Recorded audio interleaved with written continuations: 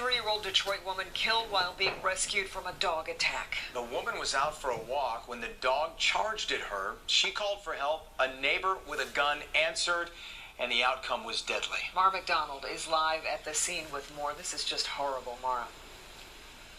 Kimberly, it really is. Let me set this up for you. First of all, take a look down the street. Do you see the car down there? Detectives are still down there interviewing neighbors out here. Realize that what happened out here happened right where I'm standing in the middle of the street.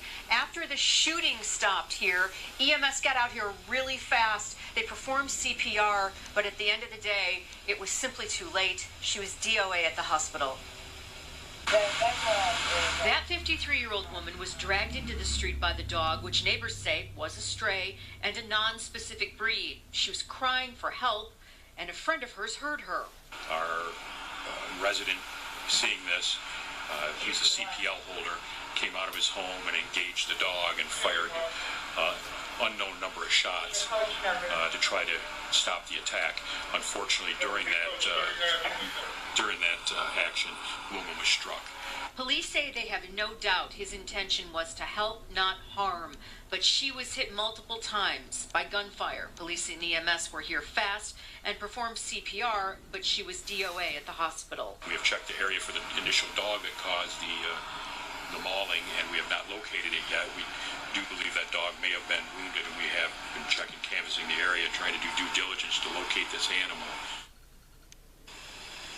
Back here live, police have still not located that animal, and I was very specific with DPD officers. I'm like, are we talking about a bully breed here? Was this some sort of a pit bull or something else like that? They say, according to neighbors and the people out here, no, it was not. They describe it as just a standard-looking brown mutt. Other neighbors tell us that they have seen what they describe as looking like wolves or coyotes in the area. People are not sure what this dog is, was, or where it comes from, but they do say it appears to be a stray.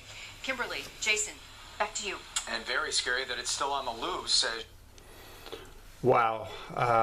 Don't know even where to start with this story. It's just a tragedy. I mean, I'm not going to do Sunday morning quarterbacking here and blame this guy, but geez, you know, when you look at that car windshield in the background, it looked like it was riddled with bullets. So this guy, you know, did a lot of shots. And again, I don't know the guy. I don't know exactly what the story is, but you know, this is, sometimes I do EDC videos and I show that I carry a knife as well as a gun, plus another gun, plus a impact weapon or things like that. And people say, you know, maybe that's a little overkill.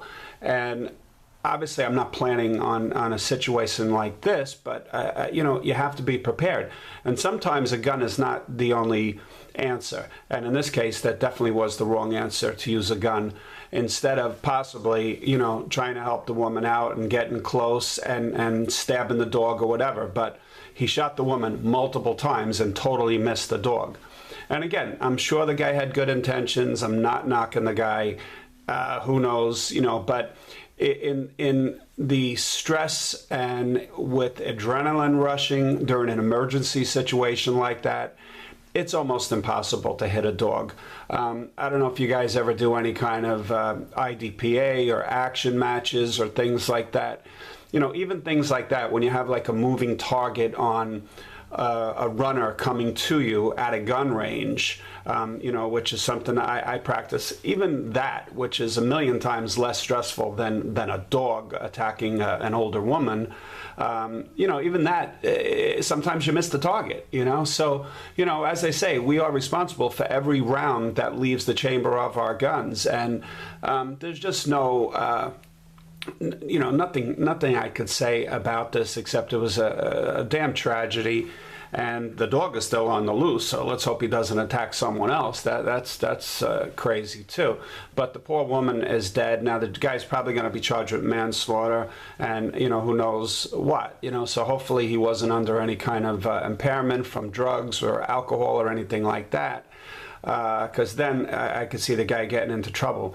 But again, I guess the only message I could give out of this is, you know, besides having a gun with you, have a knife, maybe carry a baton, maybe carry pepper spray, and use what you need. Don't always just go directly to the gun. Again, this doesn't seem to have been a pit bull. They said it was a stray, whatever, but I don't know if it was large or small. So either don't get involved and that's it, or get involved. But again, get involved and have the right tools at your disposal, even if it means, you know, having a good, steady, sturdy pair of boots on where you could have, you know, kicked the dog, you know, in the throat or head or something like that, and broke his little cycle of violence that he was in. So anyway, just a tragic story, you know, but, you know, I put these things up so hopefully we could all learn, you know, something from these videos. I'm not just putting them up to sensationalize a story or anything like that. I think we could all of us could learn, you know, when you see something like that. So, you know, don't be so quick to, you know, be a hero and jump into a situation. Take a second and analyze it and see if you're going to do more harm than good in a certain situation. And this guy unfortunately definitely did more harm than good. So, all right, thanks very much for watching, and talk to you soon.